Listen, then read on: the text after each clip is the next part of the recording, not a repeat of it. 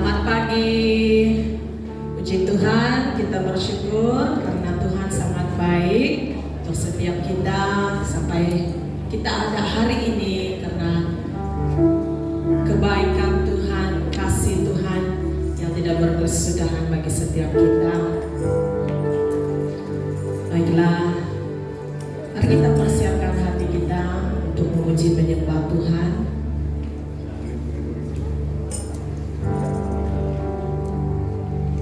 Kita percaya, bahkan kita sadar apapun yang terjadi dalam hidup kita ini, Tuhan selalu ada.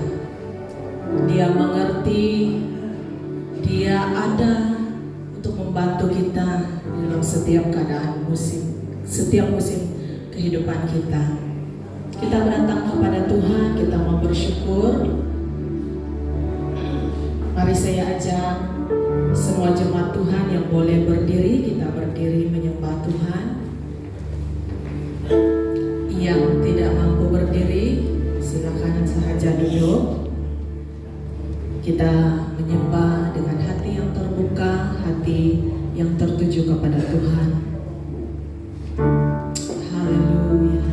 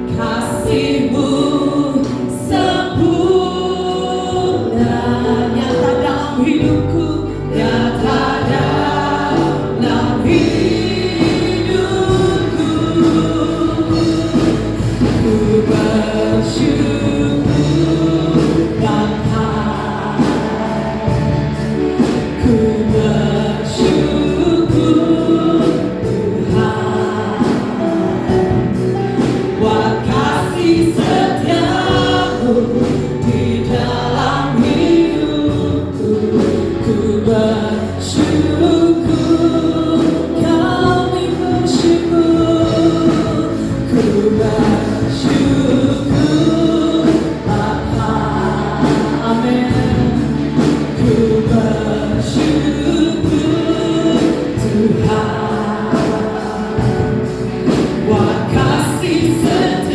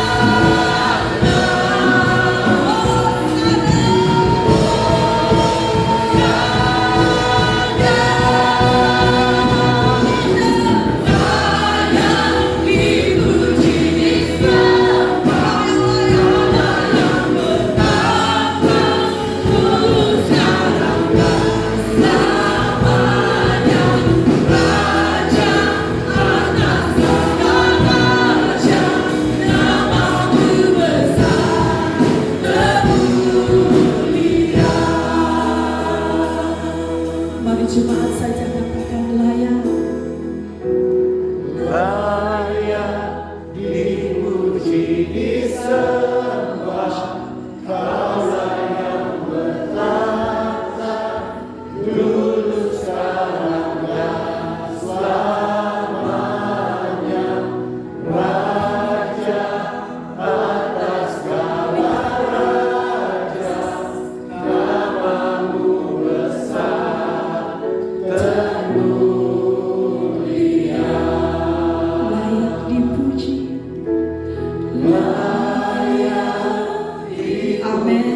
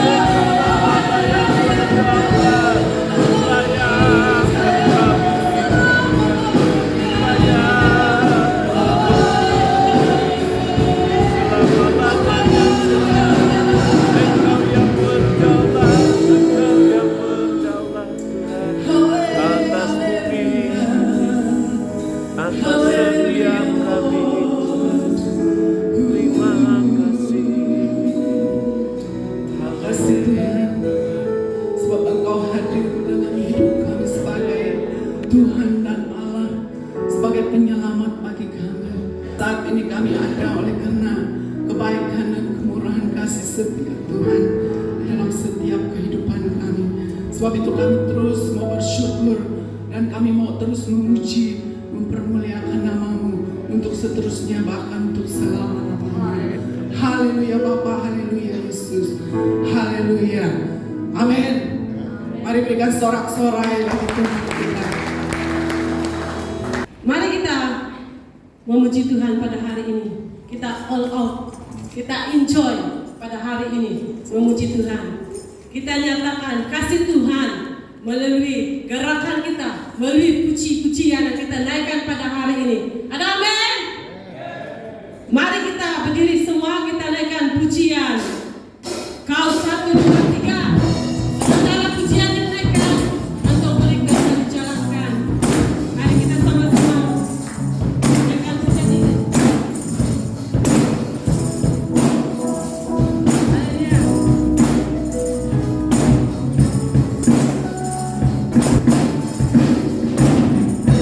Satu penuh kasih, dua penuh iman, tiga penuh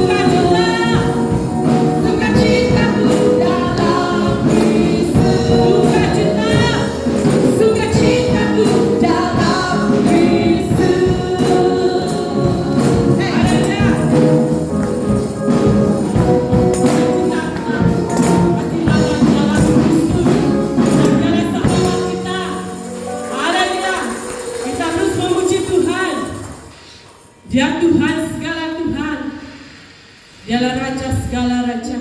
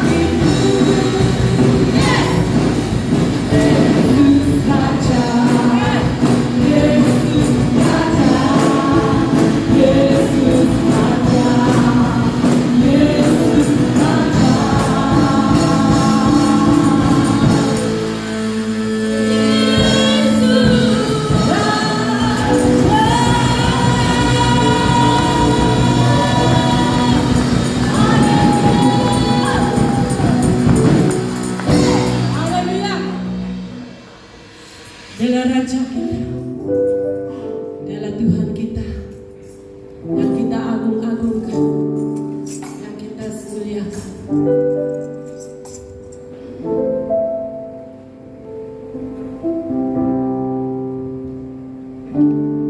Banyak hal yang Tuhan berikan bagi kita. Dia telah menyelamatkan kita, darahnya yang telah menyucikan kita. Mari kita naikkan pujian Tuhan ini.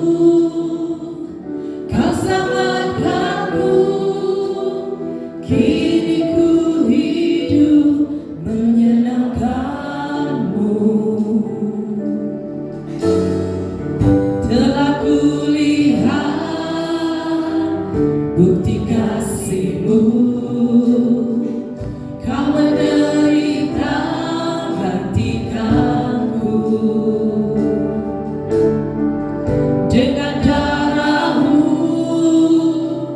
Kau selamatkanku, kini ku hidup menyerahkan-Mu. Terlalu besar kasih-Mu Bapa, pengorbanan yang Kau berikan bagiku. Terlalu mahal darah-Mu Yesus, tercurah untuk menebus hidupku. Sekali lagi kita katakan, telah kulihat bukti kasih-Mu.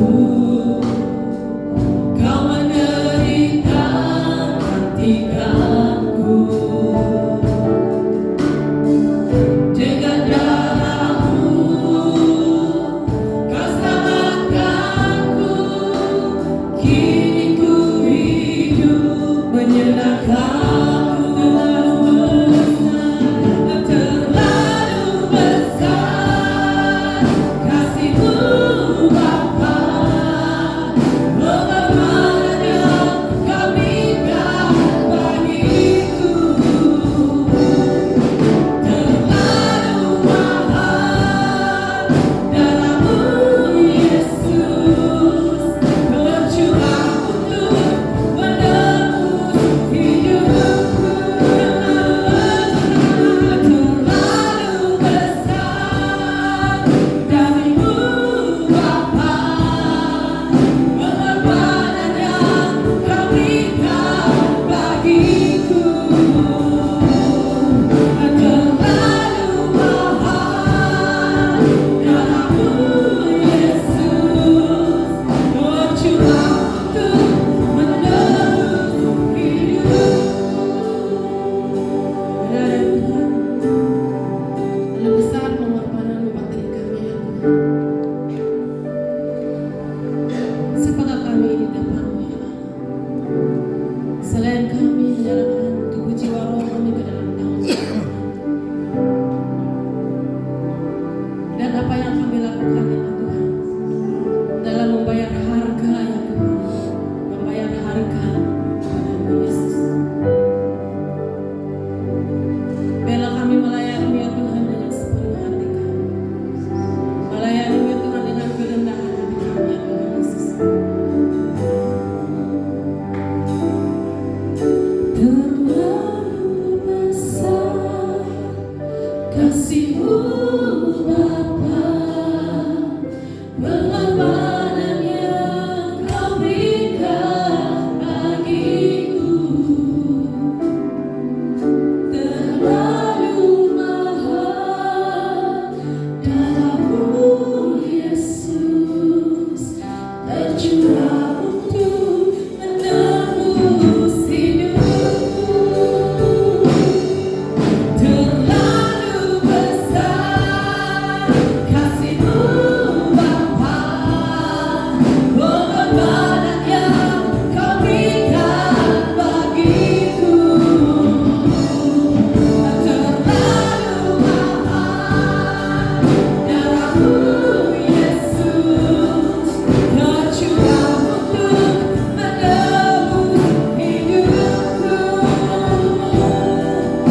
hidupku. Tercurah untuk menebus hidupku. Tercurah untuk menebus hidupku.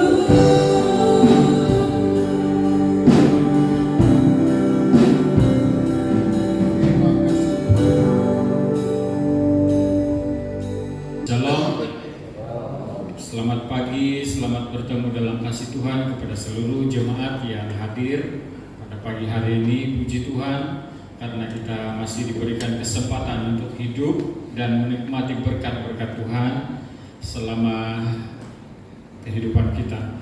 Jadi kita bersyukur karena pagi ini pun kita masih dapat mendengarkan firman Tuhan Mari kita siapkan hati dan pikiran kita, bahkan seluruh keberadaan kita untuk menikmati sajian firman Tuhan. Mari kita berdoa.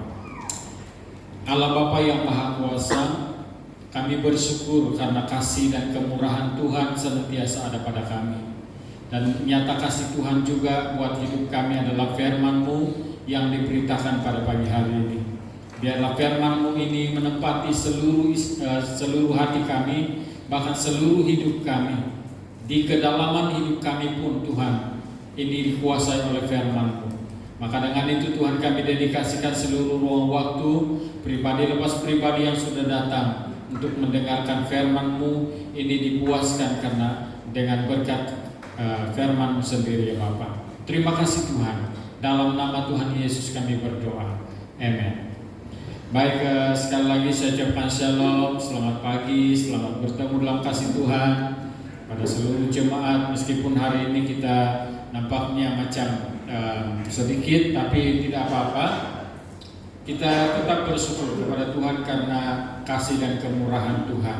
Nah, saudara dikasih Tuhan, ada satu kata-kata yang seringkali diucapkan untuk salam perkenalan di antara sesama.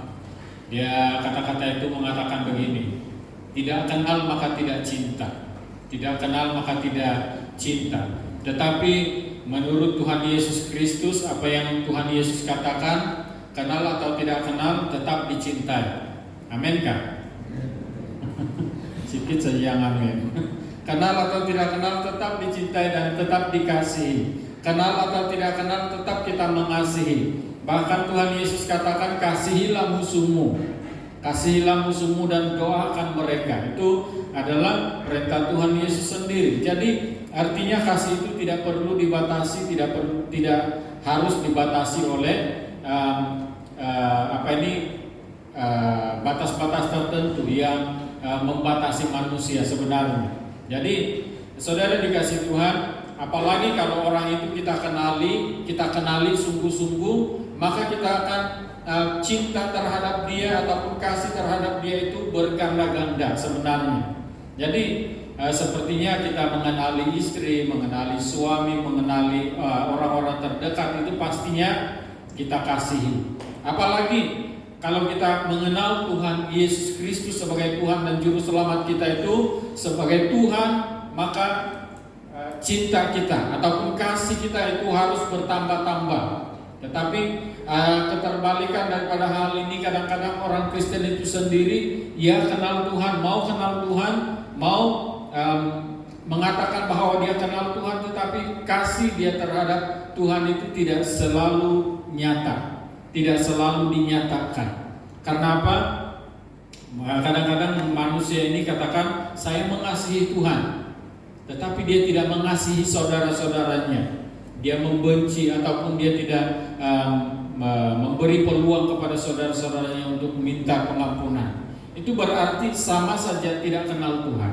Nah, saudara dikasih Tuhan, saya tertarik ataupun saya mau bawa kita untuk belajar dengan satu pembacaan firman Tuhan yang terdapat dalam Yohanes pasal yang ke-10 ayat yang pertama sampai ayat yang ke-21. Tapi saya hanya mengambil pembacaan dari ayat yang ke-14 sampai ayat yang ke-16. Saya akan baca ini. Kita boleh baca dari ayat yang pertama, Yohanes pasal 10 ayat 1 sampai ayat yang ke-21. Tapi saya mau membaca ayat yang ke-14 sampai 16 sahaja. Firman Tuhan berkata, Akulah gembala yang baik dan aku mengenal domba-dombaku. Sekali lagi saya baca, Akulah gembala yang baik dan aku mengenal domba-dombaku, dan domba-dombaku mengenal aku. Sama seperti Bapa mengenal aku dan aku mengenal Bapa, dan aku memberikan nyawaku bagi domba-dombaku. Ada lagi padaku domba-domba lain yang bukan dari kandang ini. Domba-domba itu harus kutuntun juga, dan mereka akan mendengarkan suaraku, dan mereka akan menjadi satu kawanan dengan satu gembala. Nah, saudara dikasih Tuhan, ini yang saya maksudkan tadi, bahwa orang yang mengaku bahwa dia mengenal Tuhan, orang yang mengaku bahwa dia mengenal Tuhan adalah orang yang dapat mempraktikkan pengenalannya kepada Tuhan itu terhadap sesama. Nah, saudara dikasih Tuhan, saya ingin membawa kita untuk belajar dengan satu tema, yaitu kekuatan gereja yang bertumbuh dan berbuah. Nah, kekuatan gereja, kita perlukan kekuatan, kita perlukan tenaga untuk lebih kuat sebagai gereja Tuhan. Nah, kalau berbicara tentang gereja ini bukan gedung ini ya berbicara tentang siapa kita, diri kita ini. Kamu adalah bait Allah, kita adalah bait Allah, rumah Tuhan. Diri kita ini adalah rumah Tuhan ataupun gereja yang Tuhan berikan peluang untuk hidup sampai pada hari ini. Bukan saja Tuhan berikan peluang untuk hidup, tetapi Tuhan memberikan peluang untuk menikmati berkat kasih setia Tuhan. Jadi kita perlukan kekuatan. Kenapa kita perlukan kekuatan? Karena kita ini sedang berada di keadaan dunia yang semakin banyak cabaran.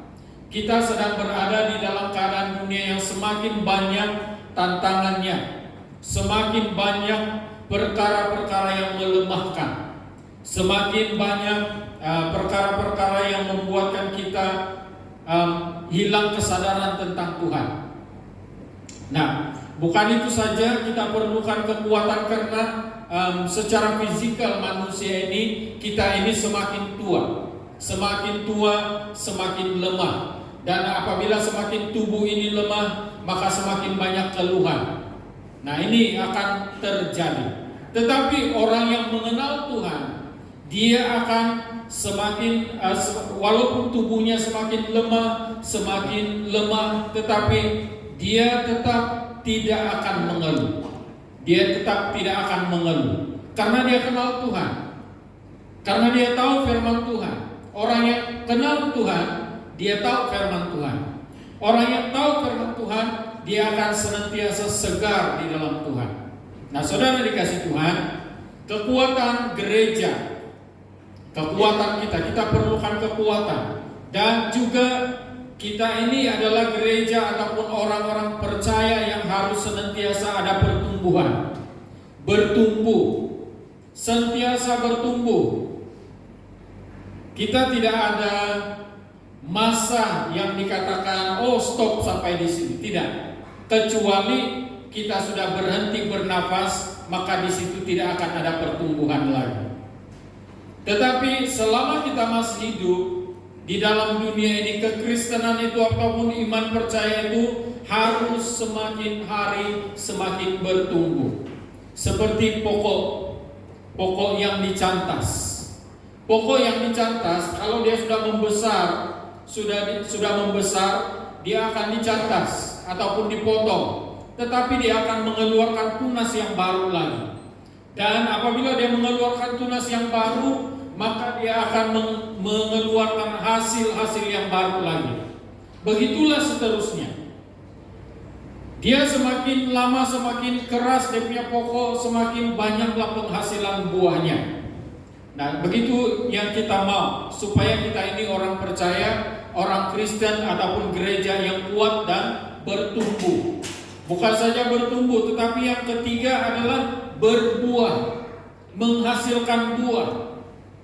Menghasilkan buah-buah yang memuliakan nama Tuhan. Karena firman Tuhan katakan, hasilkanlah buah-buah. Hasilkanlah buah sesuai dengan pertobatan kamu. Hasilkanlah buah. Setelah kamu bertobat, kamu harus hasilkan buah yang memuliakan nama Tuhan. Coba tanya diri kita. Ini mungkin yang kesekian kali saya membawa firman Tuhan ataupun pertanyaan ini. Coba tanya diri kita. Sudah berapa banyak buah yang kita telah hasilkan?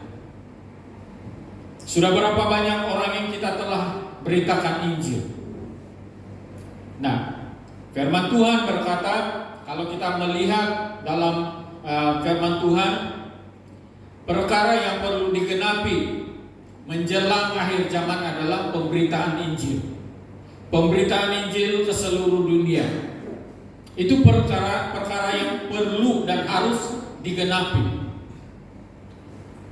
Tetapi pemberitaan Injil ini dia bergerak perlahan. Karena apa? Karena kita sambil lewat dalam iman kita.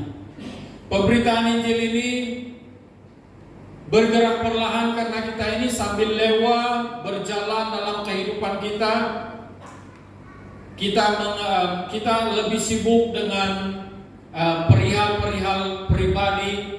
Kita lebih sibuk dengan perkara-perkara yang memuaskan kita, memuaskan pikiran kita. Kadang-kadang bukan saja hal-hal duniawi yang kita sibuk, tetapi hal-hal kerohanian pun kita terlalu sibuk.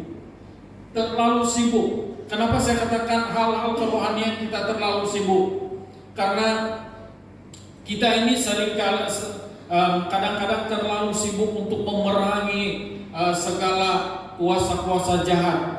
Kita terlalu sibuk untuk memerangi segala penguasa-penguasa yang ada di sekitar kita. Itu tidak salah. Saya tidak katakan itu salah.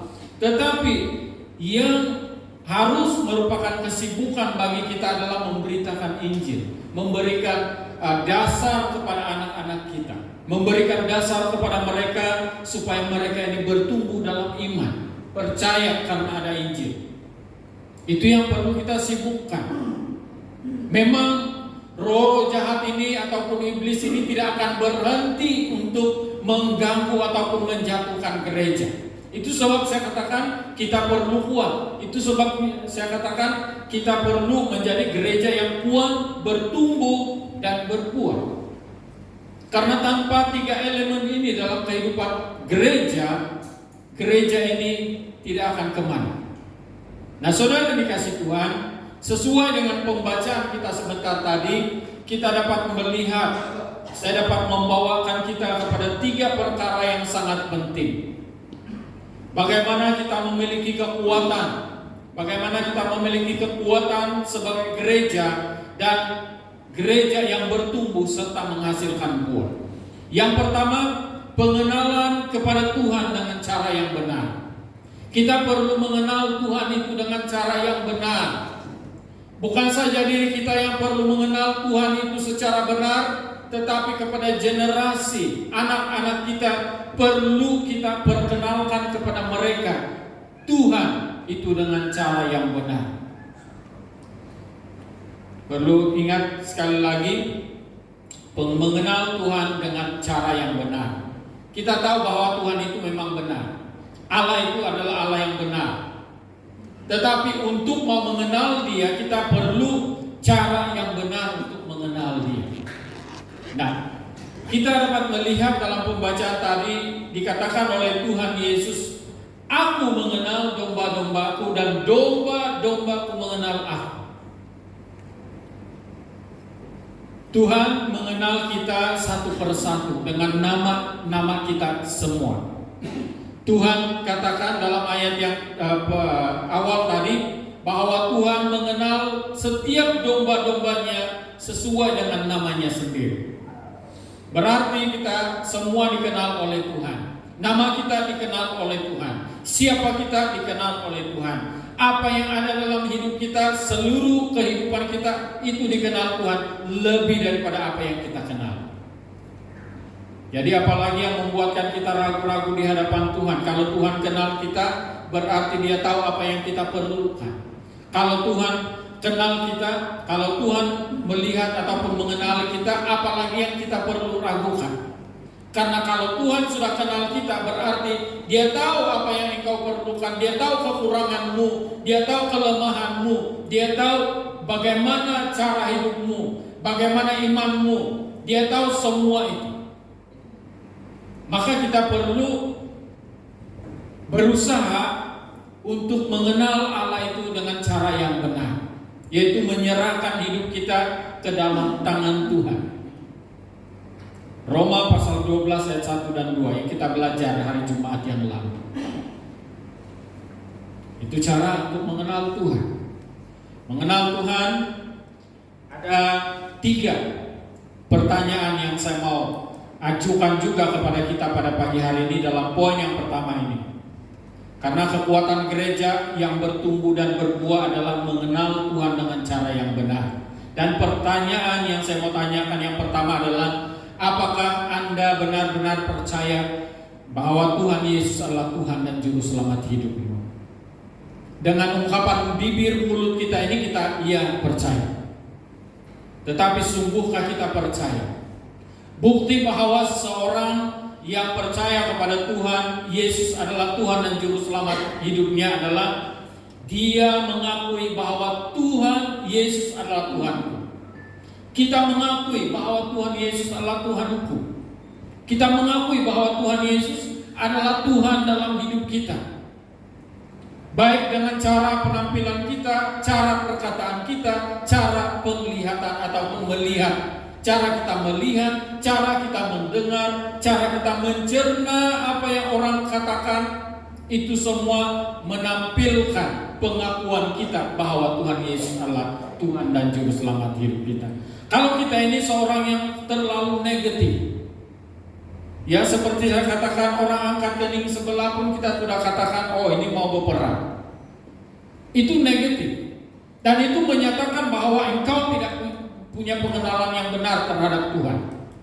Kalau orang yang mengenal Tuhan dengan cara yang benar, apapun yang dia dengar daripada orang, kata orang kepada dia, mungkin dia juga difitnah dan sebagainya, dia tetap positif, dia tetap tenang, dan dia tetap masih dia lebih mengambil masa untuk berdoa di hadapan Tuhan.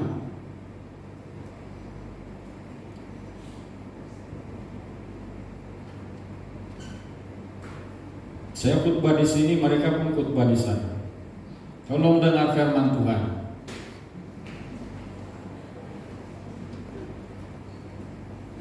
Oke, mengenal Tuhan dengan cara yang benar. Apakah Anda benar-benar mengenal Tuhan? Ataupun percaya bahwa Tuhan adalah Tuhan Juru Selamatmu?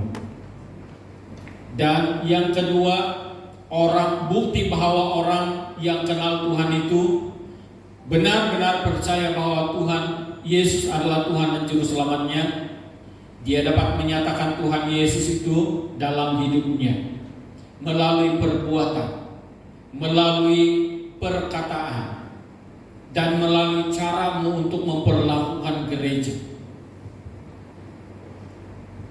Cara memperlakukan gereja maksud di sini adalah bagaimana kita memandang gereja ini sebagai gedung ataupun wadah di mana kita beribadah. Kadang-kadang dalam gereja itu dia lebih kepada hal-hal pribadi.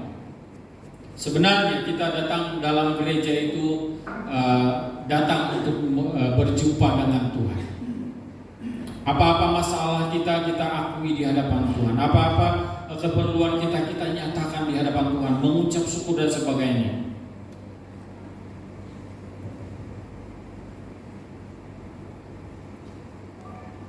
Iya.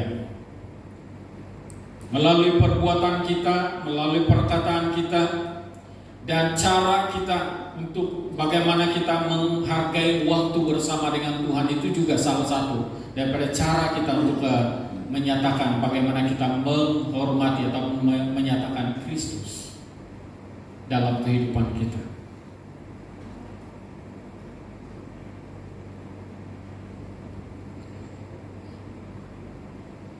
Oke, saya minta yang di bilik sana untuk tidak bercerita. Halo.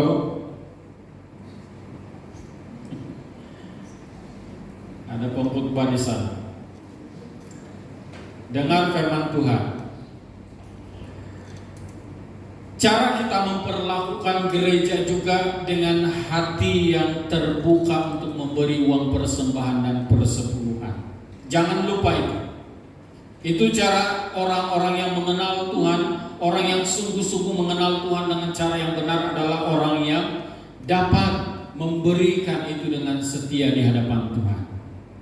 Kalau kita katakan, oh nantilah, Kalau kita masih lagi terikat dengan perkataan, oh banyak betul di permintaan gereja ini, tapi sebenarnya harus kita berikan apa yang sepatutnya kita berikan di hadapan Tuhan, dan itu harus kita perlakukan dengan setia, karena kita sangat-sangat dituntut dalam hal itu. Dan itulah cara kita untuk cara orang Kristen ataupun orang percaya yang sudah mengenal Tuhan dengan cara yang benar untuk memperlakukan gereja. Tidak lagi mempersoalkan apa yang dituntut dalam gereja. Nah, saudara yang dikasih Tuhan, yang kedua, pertanyaan yang kedua dalam poin yang pertama tadi, mengenal Tuhan dengan yang benar, mengenal Tuhan dengan cara yang benar. Pertanyaannya adalah, apakah Anda benar-benar mengasihi Tuhan? Tuhan Yesus Kristus. Nah, kalau dipertanyakan ataupun diungkapkan pertanyaan seperti ini kepada semua orang percaya, pasti kita punya jawaban, iya, saya mengasihi. Karena murid-murid Tuhan Yesus pun sudah ditanya 3 kali tentang hal ini. Ya Tuhan, Engkau tahu bahwa saya mengasihimu. Tuhan tahu isi hati saya yang sangat mengasihi Tuhan. Tapi benarkah kita mengasihi Tuhan? Nah, kita melihat dalam kehidupan harian kita, apakah kita benar-benar mengasihi Tuhan? Ekspresi ataupun kita dapat mengekspresikan kasih kita kepada Tuhan dengan cara mengasihi sesama. Mengasihi sesama. Ingat apa yang Tuhan Yesus sudah katakan. Kasihilah sesamamu manusia. Kasihilah dirimu sendiri. Adakah yang begitu? Mengasihi sesama, mengasihi musuh, mengasihi semua orang. Kalau kita baca dalam Injil Yohanes pasal 14 ayat yang ke-15, jikalau kamu mengasihi aku, kamu akan menuruti segala perintah. Orang yang mengasihi Tuhan, dia akan menuruti segala perintah Tuhan.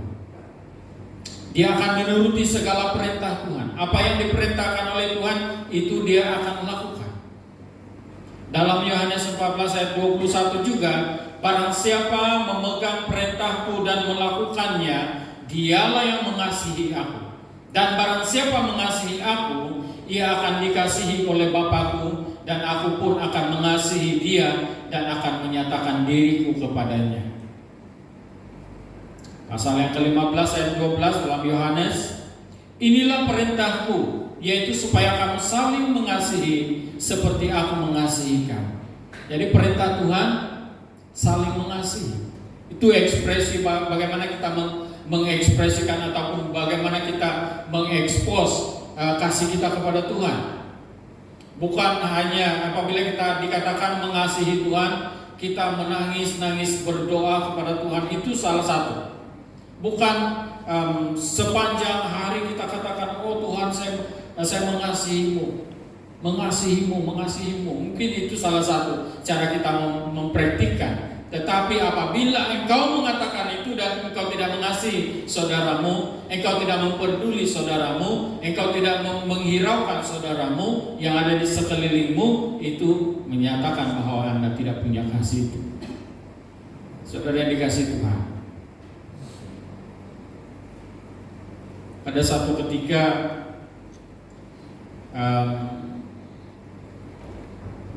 saya dituntut untuk melakukan hal ini.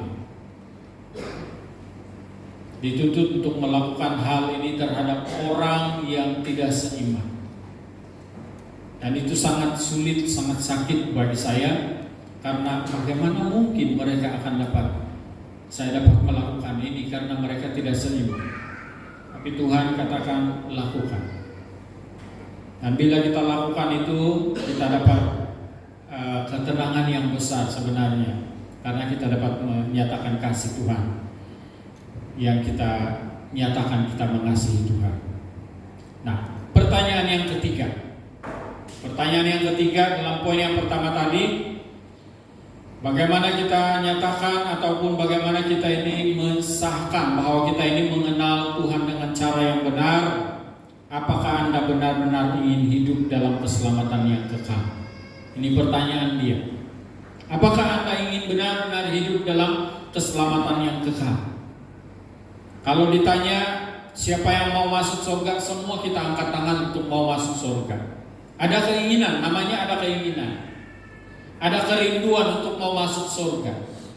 Tetapi bagaimana cara kita untuk mau masuk surga, itu kita kadang-kadang banyak orang yang tidak tahu. Nah, dan apabila ditanya apakah Anda benar-benar ingin masuk surga, semua orang yang mau katakan saya mau, saya mau, saya mau. Tetapi itu hanya satu keinginan. Apabila diberikan satu peluang untuk untuk melakukan sesuatu yang memungkinkan dia dapat masuk surga, dia akan tunda-tunda waktu, menunda-nunda waktu. Jadi tidak heran kalau sampai sekarang ini masih terlalu banyak gereja ataupun orang-orang Kristen yang gagal untuk memilikinya. Karena apa? Dia hanya ada keinginan tetapi tiada usaha. Ingat dalam Yohanes pasal yang ke-14 ayat yang ke-6. Akulah jalan kebenaran dan hidup. Tiada satu orang pun yang dapat datang kepada Bapa kalau tidak melalui aku, kata Tuhan Yesus. Kalau kita telusuri perkataan ataupun pembacaan itu, ayat itu sebenarnya itu berbicara tentang usaha kehidupan dan tujuan kehidupan. Kita perlu berusaha, usahakan diri kita untuk lebih dekat kepada Tuhan dan hidup kudus di hadapan Tuhan, hidup memuliakan nama Tuhan, sehingga kita dapat melihat tujuan hidup kita, yaitu di surga. Nah, itu adalah pengenalan ataupun cara kita untuk mau hidup dalam mengenal Tuhan dengan cara yang benar. Dan itulah yang kita mau ajarkan kepada generasi yang ada pada kita, supaya mereka punya kekuatan, supaya mereka punya kekuatan sebagai gereja yang bertumbuh dan yang menghasilkan buah. Nah, yang kedua, dalam pembacaan kita tadi bahwa Tuhan mengenal domba-domba. Tuhan Yesus mengenal domba-dombanya dan domba-dombanya mengenal Tuhan. Ataupun gembala mengenal domba-dombanya dan domba-dombanya juga mengenal gembalanya. Bukan gembala-gembalanya mengenal dombanya, tetapi gembala mengenal domba-dombanya dan domba-dombanya mengenal gembalanya.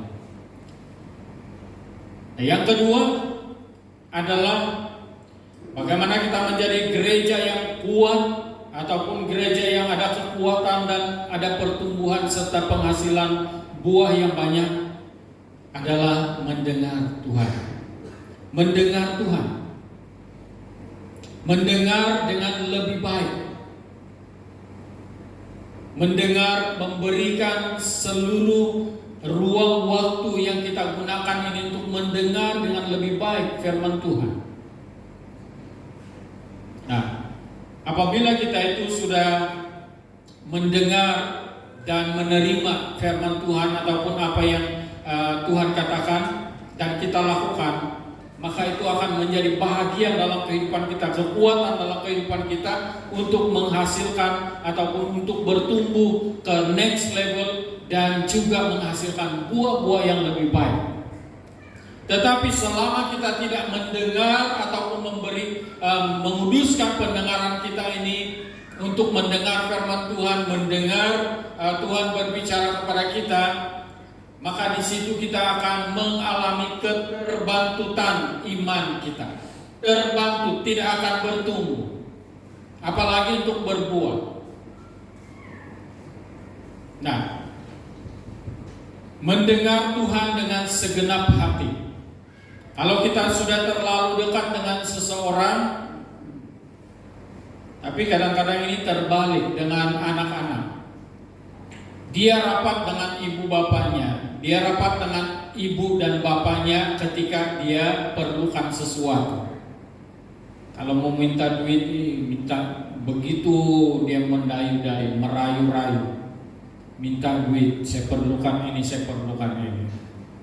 Bila sudah dapat duit, dia tidak mendengar pun satu pun daripada cakap ataupun perkataan ibu bapa dia.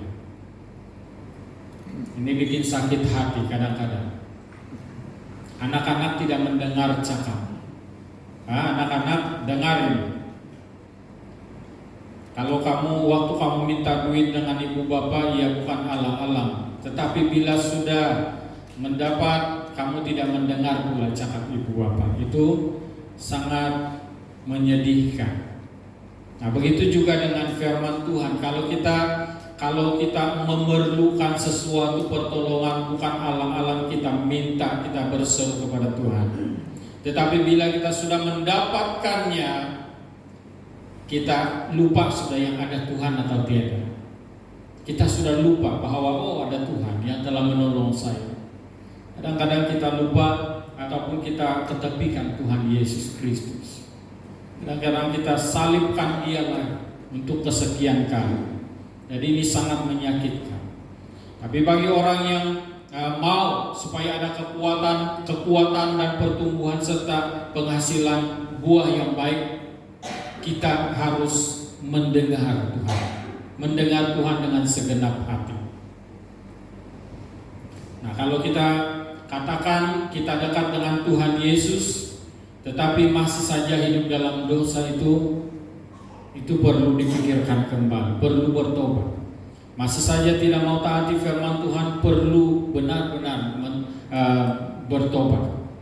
Nah, saudara dikasih Tuhan, kalau kita membaca dalam Mazmur pasal 1 ayat 1 sampai 3, Yeremia 17 ayat 7, 8, Yohanes 15 ayat yang keempat dan ayat yang kelima, dikatakan, tinggallah di dalam aku dan aku di dalam kamu, sama seperti ranting tidak dapat berbuah dari dirinya sendiri kalau ia tidak tinggal pada pokok anggur, demikian juga kamu tidak berbuah jikalau kamu tidak tinggal di dalam aku, dan seterusnya. Kita boleh baca itu semua memberikan kepada kita peringatan untuk kita pelajari, peringatan untuk kita pegang, peringatan untuk kita hidupi dalam kehidupan, supaya kita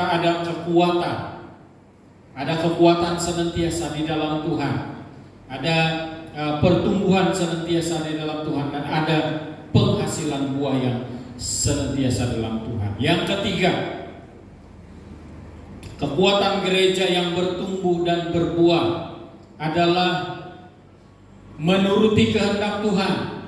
Kalau kita membaca ayat yang keempat dalam pembacaan ini, dalam Yohanes pasal yang ke-10 ayat yang keempat, jika semua dombanya telah dibawanya keluar, ia berjalan di depan mereka dan domba-domba itu mengikuti dia karena mereka mengenal suara dia.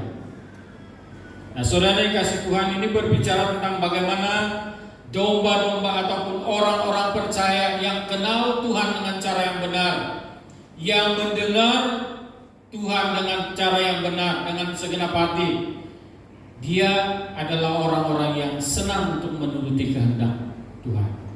Nah, 3 perkara ini sangat mudah. Yang pertama, kita kenal Tuhan dengan cara yang benar, dengar Dia dengan segenap hati, baru kita dapat menuruti kehendak Tuhan sepenuhnya dalam kehidupan kita. Jadi saudara yang kasih Tuhan, gembala yang baik berjalan di depan, kata firman Tuhan, domba-dombanya mengikuti dia karena mereka mengenal dia. Nah, apabila kita mengenal Tuhan Yesus Kristus, seperti yang saya katakan tadi, mengenal Tuhan Yesus Kristus sebagai Tuhan dan Juru Selamat dengan cara yang benar, maka sebenarnya kita mempunyai kehidupan yang sangat berketetapan untuk hanya menuruti kehendak Tuhan. Kita mempunyai kehidupan yang sangat berketetapan untuk hanya menuruti kehendak Tuhan saja. Tidak lagi terpengaruh dengan hal-hal yang menyesatkan. Kita perlu berhati-hati dalam masa-masa sekarang ini. Banyak sekali penyesatan yang sedang timbul. sedang bertimbulan penyesatan-penyesatan yang sadar atau tidak sadar sedang berlaku dalam gereja Tuhan sampai pada hari ini. Dan akan datang pun akan semakin hebat, semakin canggih penyesatan ini. Karena melalui handphone ini pun kita sudah banyak kali menghadapi penyesatan. Penyesatan yang secara halus menggunakan firman Tuhan pun ada. Dia katakan, kamu harus sampaikan ini kepada 10 orang. Message ini kamu harus sampaikan kepada 10 orang dan kamu akan melihat, menikmati berkat Tuhan. Itu penyesatan. Walaupun dia menggunakan firman Tuhan, tetapi itu satu penyesatan. Karena di akhirnya, di perkataan yang terakhir dia akan katakan, kalau kamu putuskan, kalau message ini putus di dalam waktu di tempat kamu sedang bersetuju dengan perbuatan iblis, dia katakan. Itu penyesatan sebenarnya. Jadi hati-hati.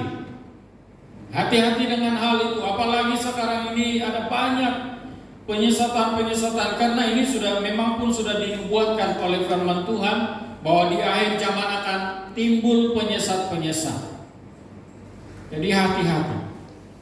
Penyesatan itu juga tidak hanya berlaku dari luar masuk ke dalam, tetapi penyesatan itu juga dari dalam hati kita. Kadang-kadang iblis akan mengambil tempat.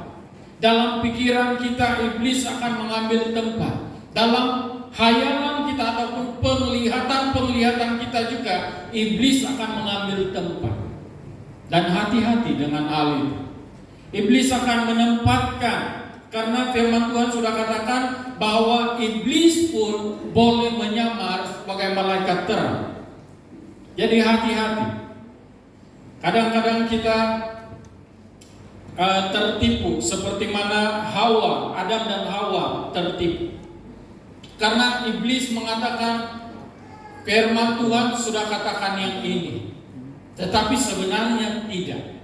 Itu ada penyangkalan firman Tuhan, penyangkalan kebenaran di sana. Dia gunakan firman Tuhan, dia spin, dia putar belitkan firman Tuhan itu sehingga dia hampir-hampir benar. Kedengarannya sangat enak, kedengarannya sangat lunak, kedengarannya sangat menggairahkan.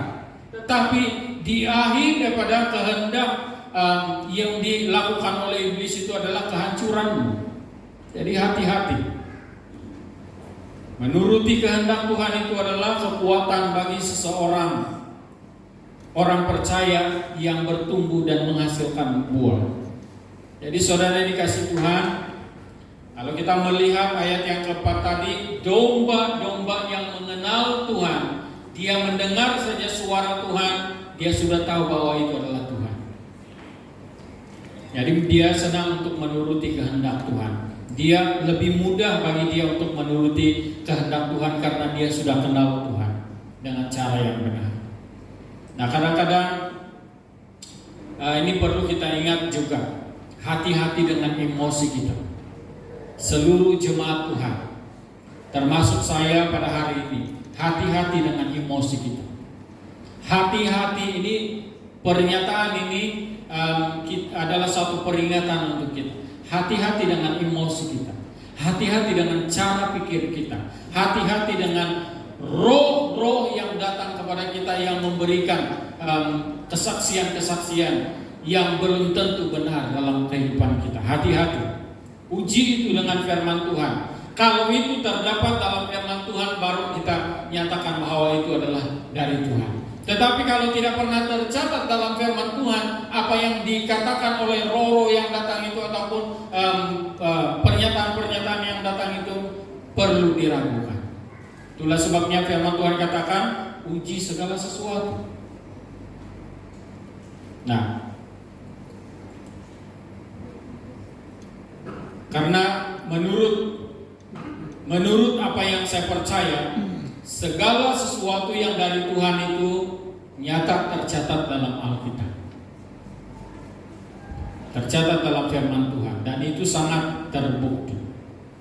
Nah, orang yang kenal Tuhan akan sentiasa berjalan dalam kehendak Tuhan. Dia tidak akan berjalan dalam kehendak emosinya, dia tidak akan berjalan dalam kehendak roh-roh yang lain, tetapi dia berjalan dalam kehendak Tuhan. Nah, saudara dikasih Tuhan, inilah 3 perkara yang perlu kita ingat dalam kehidupan kita sepanjang hidup kita. Bahwa kekuatan gereja yang bertumbuh, gereja itu harus ada kekuatan untuk terus-menerus bertumbuh dan berbuah. Kekuatannya adalah pengenalan kepada Tuhan yang benar. Dan yang kedua, kekuatannya adalah dia punya kepekaan untuk mendengar firman Tuhan. Dia peka terhadap firman Tuhan. Dan yang ketiga, kekuatan yang ketiga untuk bertumbuh adalah dia adalah gereja yang suka ataupun senang untuk menuruti kehendak Tuhan. Mari kita berdoa. Bapa di sorga, terima kasih Tuhan untuk kesempatan kami pada hari ini. Kami dapat mengikuti, menelusuri firman Tuhan yang disampaikan kepada kami. Tuhan tolong kami supaya kami lebih lagi mengerti lewat pimpinan kuasa Roh Kudus sendiri. Bapa di sorga, kami berdoa supaya hati dan pikiran kami ini terlindung sepenuhnya oleh kuasa daripada Tuhan sendiri, supaya kami tidak mudah teresong atau diombang-ambingkan oleh rupa-rupa angin pengajaran ataupun hal-hal yang tidak berkenan kepadamu, sehingga kami tetap kuat sebagai gerejamu untuk lebih bertumbuh lagi dan menghasilkan buah yang lebat. Terima kasih Bapa di sorga, di dalam nama Tuhan Yesus kami berdoa dan bersyukur. Haleluya, amin, amin.